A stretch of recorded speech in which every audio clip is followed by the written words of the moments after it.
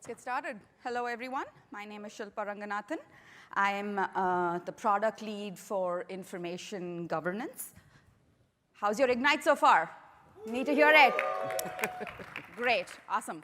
I know I'm standing between you and lunch, so really appreciate you taking the time coming here and listening to us today. I am super excited to show off some of the new capabilities and features we have in information governance today. But I am even more excited to have on stage with me one of our favorite customers, Fidelity. Okay, I'm in. So Jim is VP at Fidelity, and just to give you context, we've been working very closely with Fidelity as a design partner for the last couple of years. And the idea is to go deep with customers such as these, learn from them, their business processes, problems, even day in the life. And that's how we've learned and brought together in the product. So we're really happy and excited that we've learned all of this and presenting problems to you. Over to you, Jim. Please talk to us about what you do at Fidelity, what's Fidelity all about, and all the problems. Actually, sorry, not all your problems. I don't want to know all your problems. Well, yeah. Just tell us what your business challenges are. So, as Shilpa said, I am Jim Schwartz. I'm the VP of Productivity and Collaboration with Fidelity Investments. I want to give you a brief overview of who Fidelity is if you don't already know. Many of you are probably customers ours. So first of all, thank you for your business if you're a customer. I do appreciate that. Fidelity is a large company, financial firm. We have 30 million individual customers, 28.5 million brokerage accounts, non-commission trades if you are a person that's trading. That's recently announced. And then $7.8 trillion of assets under management, which is an enormous number. And the reason I talk about that is when we talk about the financial industry, we're a highly regulated industry. And if you can flip it over. The regulatory landscape for a financial firm like ours has governments, regulatory bodies, federal, state, local in some cases international, because you do trading for international funds or stocks. So we're an industry that has a very complex regulatory look. And a lot of times, and sometimes, those regulatory laws or goals are not necessarily conflicting, but overlap. So understanding how they work together and mesh together is really important for Fidelity. The regulatory bodies for our organizations also are out there to protect you, the consumer, right? So we're going to take a look at what they're doing, making sure that we're protecting our customers, and then they're going to come back behind us and take a look at making sure that we're doing what we say we're doing and we're regulatory bound to do or regulatory obligated to do. That makes for a hugely complex landscape. Now, everybody's heard the data explosion, how much more data you're getting out there, right? That's a common piece. We should ask questions around, do they know how much of data will be there in 2025, etc. Questions, right? A lot. Yeah. And adding to the burden of just the normal data explosion is the number of channels you're having to now communicate across. Historically, we did email, right? Everybody's been doing email. I've been doing email for far too long. I won't admit how old I am. And now you've got Teams, right? SharePoint, the ability to collaborate over OneDrive. Those channels explode. So I'm taking that information, which potentially could be a record, and I'm adding to where it used to be just in email or maybe in some file share somewhere. That's a huge problem for us. And then taking the next level of the regulatory pieces of it, so making it complex. So if you take all three of those together, we need to understand where we were, which was this typical organization. We have a very monolithic style records management system, or you built records management systems inside of the communication silos, file services or email or things along those lines. So you had 5 or 6 different records management systems, which was 1, expensive, 2, complex, 3, it was you didn't necessarily apply the same policies the same way across all those.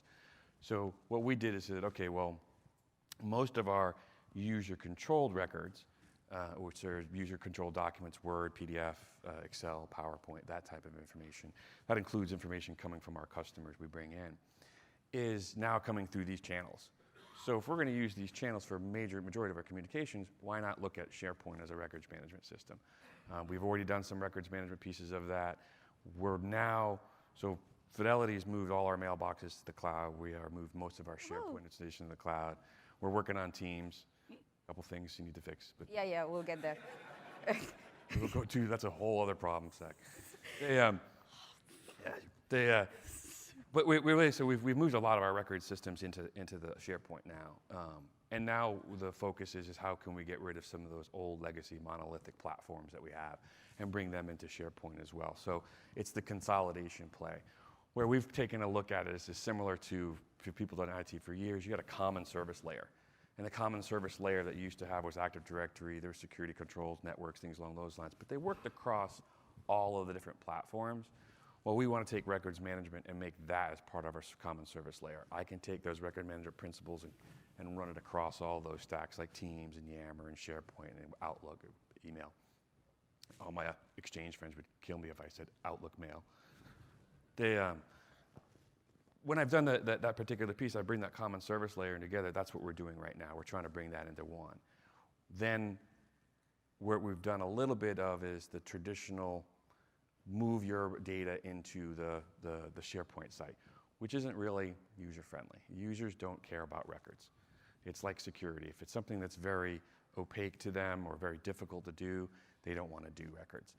If we make it easy for them to do, if I allow them to keep their records where they do their work rather than having them export it and put it somewhere else, it's like email. It's very personal to our associates. They don't want to take their document that Yeah, I they're didn't working. prep him. Okay. They did want to take their documents and move them to another repository because then they have to go get them to pull them back.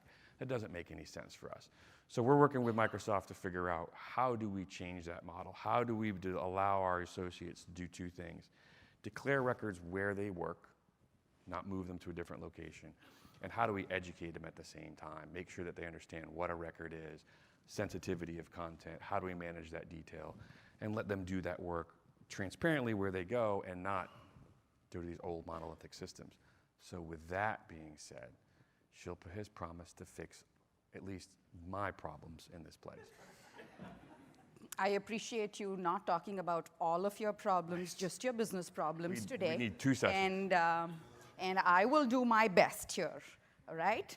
So before I jump into demos, to address Jim's questions here, and some of the problems that he was talking about are not just Fidelity's problems, but something that all of us here actually are going through, et cetera, right? So how are we at Microsoft trying to approach this problem? So let me give you a quick context there before I jump into all of the details. So you heard from all the keynotes, security and compliance is a huge investment for us here because it is important to you as a customer. And we believe that compliance is the first ring of security. What does that mean?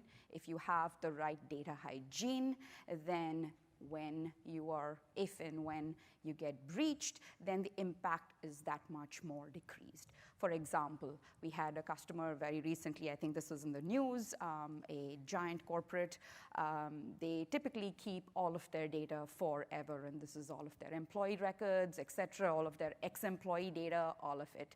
And God forbid, they were hacked. They didn't know they were hacked. And then the hackers did get access to a lot of the employee information. And they actually strategically have launched all of the IP theft against all of these employees. You do not want to go there. And so a data hygiene is pretty critical for us. So what is our approach to compliance? It is in these 3 pillars. I'm sure you've heard a lot about this. I'm not going to drain it. Jim and I have this. Every time we use a Microsoft jargon, I'm supposed to give him some money. I'm going to drain this topic is one of them. So I'm going to lean in and make sure that I, You're going to eat dinner, double click into that. All right. So today we're talking about mainly information protection and governance. We have risk management and, of course, respond to your regulatory request. And last but not least, compliance management as well. All right. So when we think about information protection and governance, there are 3 gears that we think about. First of all, we want you to know your data. And when you know your data, you can take the actions that you want to protect and govern them. And very simply, today we will go double-clicking into govern your data, which is all about keep what you need, delete what you don't. All right, so with that, let me talk about what are some of the key value adds for information governance. Oh, and by the way, how many folks are familiar with data governance, the product? Awesome, great. So in line with all of our Microsoft branding of information protection, et cetera, as well as where the industry is going, data governance is now branded as information governance. So it's not a different product, it's evolved. All right, so moving on to the key values. As Jim was pointing out, there is so many applications proliferation in your organization today. You have a lot of platforms, services, applications you use. You have a heterogeneous and unique environment.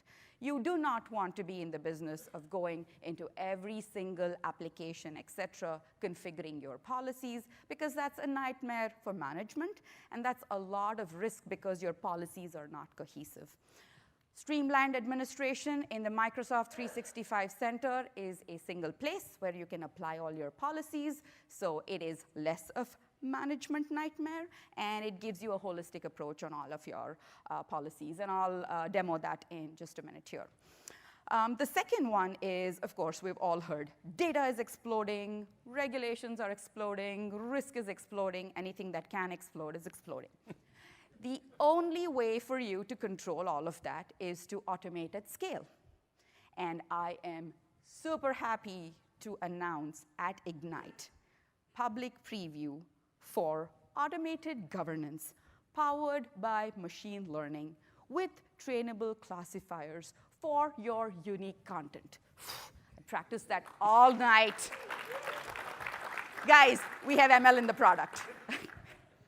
Talk to marketing on that name. Yes, he's sitting right there. I know. And I am super excited to demo that. Third one is around tailored workflows. All of you, I'm sure, have got some business processes, et cetera, around lifecycle management of your data. When the data needs to be deleted, what needs to happen, et cetera, et cetera. With a rich set of role-based access, RBAC, we help you with tailored workflows that allow you to govern all of your lifecycle management. And in the interest of time, I won't be going into all the demos today. There is a 75-minute session tomorrow where we'll deep dive. Please come. And last but not least, as Jim was pointing out, records management. Traditionally, customers have needed to take content or their crown jewels, as we call them, out of their organization into another repository where they want to keep it under lock and key to meet their regulatory needs. Now, as Jim was pointing out, that is a lot of cost, first of all. Second of all, things can be lost in transit, data can be mangled, your metadata can be lost. Third, it's going to be immutable. The fact that you're moving it out makes it not immutable. And last but not least, I'm sure business workers need to have access to that record. And every time you place it in another repository, access is a problem. So modern records management in M365 helps solve some of these problems. And that is in a solution in public preview today. So happy to demo that as well. So with that, enough talking. I'll jump to demos.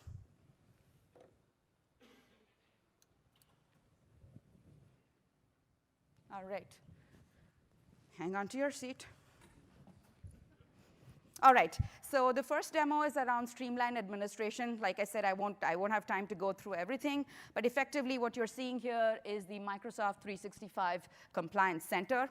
And here, what I'm going to talk to you is about our native data connectors to help you bring your heterogeneous content into Microsoft 365. Here you have data connectors. you have this connector gallery, and today we have in public preview a number of social connectors as well as enterprise connectors. For the purposes of this demo, I'll be talking through Bloomberg. Bloomberg is a very popular application that is used in the financial industry, and I'm sure it's a commonplace application in so many other verticals as well. So having governance for this kind of data is super critical for everyone. All right, so I have a connection already set up, so let me just very quickly walk you through it. Very simply, natively inside M365 with all of the configuration information, and I won't bore you with details here. You will get all of this configuration details as you set up the Bloomberg terminal. And you punch that in very simply. More importantly, I want to point out here, what we're doing here, and is it visible? All right, so what we're doing here is actually mapping your Bloomberg ID with the power of Azure Active Directory directly to your M365 account. So let's say, for example, you have Alex, who's the person whose data you're trying to bring in, the Bloomberg data. So Alex has a Bloomberg ID, and in M365, Alex has an M365 account. So what this is doing is just with one click, magically associating both of them, and it's bringing the data into Alex's mailbox here. So what I'm showing you here is now Alex's view. Very simple. Alex can see this in her inbox. We have this folder called Instant Bloomberg that she sees. All of the content is available to her. And as an administrator, of course, you have set up, you have set up some policies against that content, and you can see the label content is available to you as an administrator right there to demonstrate that you can set compliance against this content. Very simply, and of course, this is available to you for e-discovery as well. Within e-discovery, you can bring that Bloomberg content up in search, and we also keep all of the rich metadata support there, and we also have conversation threading so that you can view the full support. Go to the e-discovery session, they'll be talking all about that. Last but not least, this is something that has been there multiple times. I'm not going to drain this too much, but effectively nailing the streamlined administration point is the capability of org-wide retention and or deletion, and we support a whole bunch of workloads, and we continue to add more to it. Yeah, that's good? All right. Next. Okay, so next up, we'll talk about the second piece, which is around automation at scale. So what I showed you was administration and the flexibility with the retention policies, et cetera. What we have is a retention label here that gives you a lot of flexibility around how to trigger retention, be it around when it was created, when it was modified, or with respect to events. Of course, this is where you can now either manually apply the label to control your governance, but that we know is not going to scale. So let's talk about how to automatically apply labels, which is the only way to scale these things. Right, so here I'm just creating the label. Project Orlando, and let's say here, of course, this is the manual publishing, and I'm going to click on auto apply. So we have multiple varieties of auto application for you. The first one is using the out-of-box sensitive information types. There are about 100 and 150 odd of rules that you can use. You can also create your own here and use them in conjunction in order to identify content that meets this criteria. The second one is the super most powerful and something that's very well used in the industry today, which is using the whole power of KQL.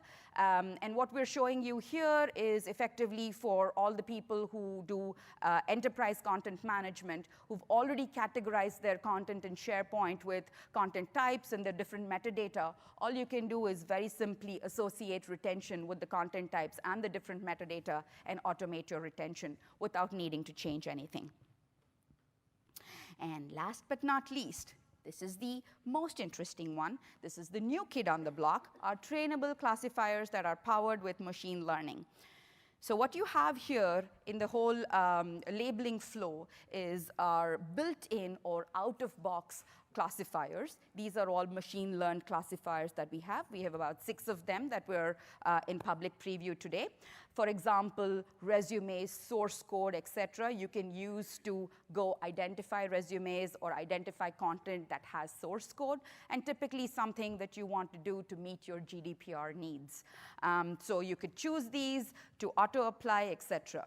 But we're always getting feedback from customers to say, hey, that's great, but I have some unique content in my organization. How are you going to help me with that? So we have the ability for you to create your own trainable classifier as well, and I'm going to show you how to do that. From the data classification page, I can click create a trainable classifier. Let's say, for example, contracts is something almost every organization does different. There is no standard protocol for how things are done. So let me take that example for a contract here and go through. All I'm doing is a very simple 3-step process. I'm giving it a name, and I'm giving it a seed. Seed is typically content that you are going to use positive or negative samples telling the system what is a contract and what is not a contract. And please remember, garbage in is equal to garbage out. So if you give trash in, that's the model that will come out. So very easily, you're able to point it to a SharePoint site that has your seed content. What it does is it's in the background, it is creating a base model for you. It's a statistical base model that is created. And now you are ready to start the process. I already have one cooking in the kitchen. So this is like a Martha Stewart type session, right? My Snoop Dogg? Yeah. You look the part too. All right, so I have one already here cooking in the oven. So as you can see, what has happened here is it's created a base model. And the second step is for you to provide, typically whenever you have these, a base model, et cetera, you want to take it for a test drive, yeah? You want to see how it works. So if you point it to a site or give it some data to test, what it does, it predicts content against that test data for you. And mind you, no data has been harmed in this process yet. What it does, it tells you how much of content is relevant and irrelevant, et cetera. And now you, as the subject matter expert, can go in and validate if that meets your needs or not, and tune this classifier and customize it to your own precision and recall needs. So let's see how that's done. All right, so like I mentioned, this is all of the information that comes back, and it's marked things as relevant and not relevant. Using the inbuilt inline review tool, you can actually see the content that's marked relevant or not. And then, of course, there is feedback loop that you can use to give signals back to the classifier to teach the classifier what is relevant and not. And you can agree or disagree. And you can see the review column is changing in order to let you know what you did. And so if effectively during this process, if you have to kind of go out and have somebody else come in as well, it tells you how much of information you've trained and not trained, et cetera. And you can keep at it until you meet the accuracy that you want. Let's say you agree, disagree, and you can do this effectively. And let's say you then get it to the accuracy that meets your needs for that particular unique content type, and now you're ready to publish it. So let's click on Publish, and then your classifier is ready to be published. So remember, going back to the data label flow, so now that we've finished the publishing, et cetera, where will you use it? Where will you find it? So going back to the label creation flow, where you could see all of the out-of-box classifiers, it is this contracts, Contoso contracts is now available to you in the labeling flow to help you auto-apply that content. Will that work? Does it learn?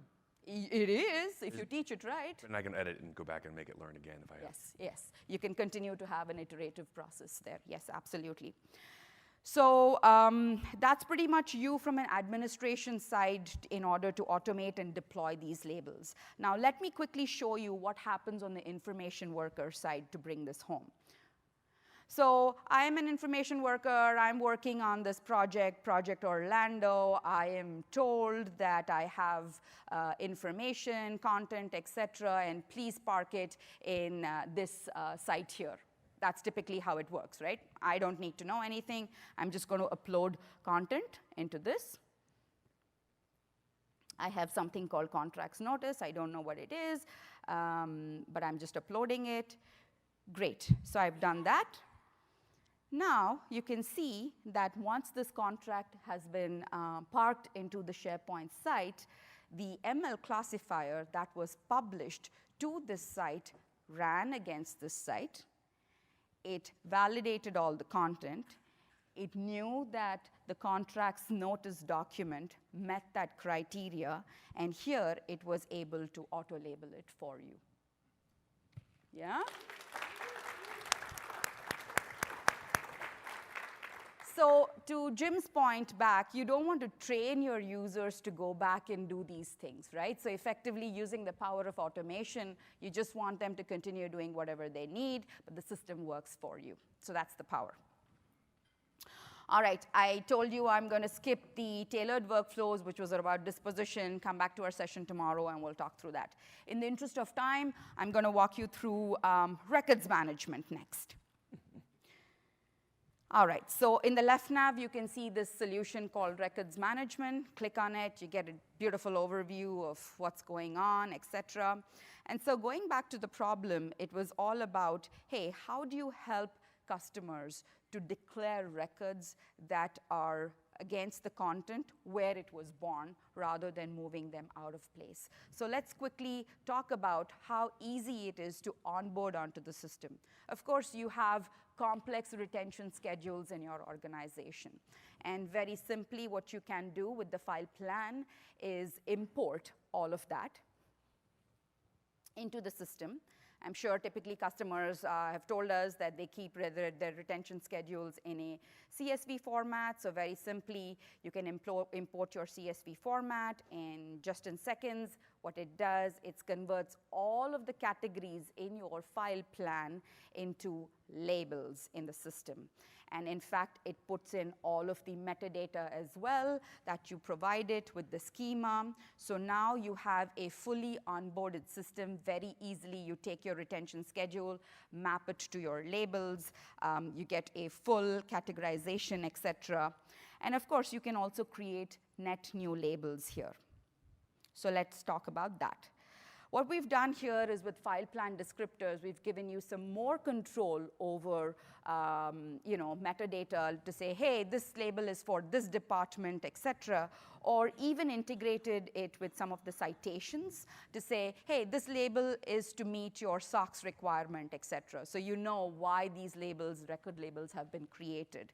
And very easily, you're able to create these labels. Of course, you have the full power of how to trigger retention, which is events, et cetera. All of that goodness is available to you.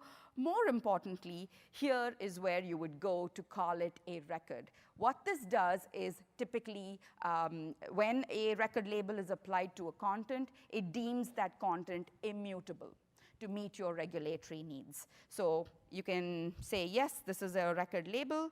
And then, of course, you have the full power of the auto-apply that I just showed you, which is either with your KQL. ML is also integrated into records management now, so you can build your own classifiers, integrated into records management, retention label flow. Those should be available to you as well. Now, last but not least, Jim was talking about how this nobody wants to do records management. You don't want to disrupt the flow of your end users, et cetera. So what can you do here? Let's tie that back and show you how in-place records management does not disrupt user productivity, right? So again, I'm going to be that naive user. I am sitting in the SharePoint site. I have parked this content called pricing guidelines, which I'm using for some of my project purposes. And what you see is a sweet little lock icon, because pricing information was the record label we created and applied to this content. What does that mean? It's a record, it's immutable, it's locked. And you can see that in the details pane as well, that it's locked, it's immutable. But of course, you're an information worker, things change, you've shared this URL with so many people, and it's immutable. You are going to, first of all, create another copy, edit it, etc., which means that the URL that you just sent out is no longer valid. So you never want to be in that business. So very easily, what you can do as an information worker is come and unlock this record. And you can see that the icon is gone, which tells you that it's no longer immutable. You can edit it, and then lock it back again. So how do you maintain immutability? Every time you lock or unlock, what we do is save a version history for you in our repository. So that way, you can maintain compliance as an administrator, but your information worker is not burdened by all of this trouble. They keep unlocking, locking, and then all of this version is maintained for them. Will that work for you? And you keep the original link, which is, like for us, we point to policies a lot. Yes. And if your policy changes, which it happens, we want to make sure that the link they've always used or saved is the same link that they've always used. And not a new record or a new thing coming up every single time. So from a user's perspective, it's important to have that link be there the same every time as well. Otherwise, you're editing all your web pages and links. It's pain. Awesome. So those are the demos I had. Jim, comments on whether this feels okay, great, good? Well, you know me, I'm going to always demand more. Of course. Let's talk about that. There's a dartboard in Redmond somewhere with my face on it, and every morning they throw darts at it. I love it, right? I have one at my house as well. Sure you do. They, in reality, so this is the journey, right? So going from where we were, the monolithic storage or the monolithic product management or product management to records management, is getting over to the place where I have the SharePoint piece underneath this. Then the next is how do we get it so it's the end users for Teams and Yammer and all the other substrates that Microsoft's built out there. This becomes easier, right? From a user's associate standpoint, how they do that. I think the thing that the lesson learned that we had early on in this journey was bringing in our legal compliance, e-discovery records folks into this journey. They tend to have tended to be very, I have my process, I'm very happy with my process, I don't want to talk about changing my process. The cloud is going to change their process.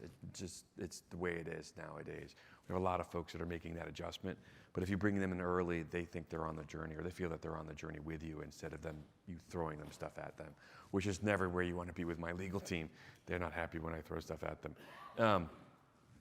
I think the other piece that you understand is to be, once you start showing the success of, hey, I'm making it easier for users to declare the records, and I'm not over-retaining, and I'm not under-retaining, then that's when you really get the buy-in from the legal folks. You get the records management folks. They've always had that, I'm either saving everything, or I'm way under-saving things that I should be declaring. This gives them an opportunity to see that, hey, there's an opportunity to not over-declare or under-declare content, or manage it, right? If we don't think this is being declared correctly, let's go teach the system and have the experts teach the system, rather than try and teach the people. 50,000 people we have, teaching 50,000 people record series is not happening. Teaching 10 people how to train the system in the record series is much more feasible. Absolutely. Thank you for that, Jim. Very quickly, let me recap. I think we have time for that. So basically, what we showed you is streamlined administration with the data connectors, policy management, and again, I'll double click into this again tomorrow in our session. She write me a check? Yeah. We spoke about automation at scale, about the flexibility with your retention labels, then automating your unique data with trainable classifiers. And we also have event-based retention. We'll show that off tomorrow. Did not have time to go into it today. Last but not least, we spoke about tailored workflows here. This is where you have actionable insights. Once you've deployed your labels, you want to know how they're working, and if they're working right or not right, you want to remediate your actions and say, oh, this is not working. So the remediation workflow with labels, as well as how do you go about defensibly deleting your content using disposition is part of the tailored workflows. We did not cover it today. Come to our session tomorrow. And last but not least, we covered records management, which was ability to easily migrate. And then you have all the defensibility built in with the audit, et cetera. And proof of disposals are also built in. And last but not least, we showed you how records management does not disrupt productivity. That would have been bad. All right, last and not least, please, if you've already not done so, sign up for the trial, go deploy stuff in your environment. It is publicly, all of the things that I shared today is publicly available to you. It should already be in your tenant environments. So please start using those. There's also hands-on lab. There's a booth where we're happy to answer more questions. And of course, Jim is always going to be there to answer more questions, yeah? Any other parting words, Jim? No, I did he was told by his team not to answer. I did like the talk about the workflow pieces of that, going back and redoing the system and understanding and measuring and managing, right? If you can measure it, then I can manage it. If I'm not measuring it, then it's impossible. So that kind of stuff is, here I put a program out, I've created all these records. Is it working? Is it not working? If it's not working, then let me go adjust it. Traditional records management was kind of a little bit of a, we hope it's working and not. This is a nice way to report on it. Awesome. And please give us your evaluation. We'd love to hear feedback. And with that, I'm happy to answer any questions that you may have. Thank you guys for your time.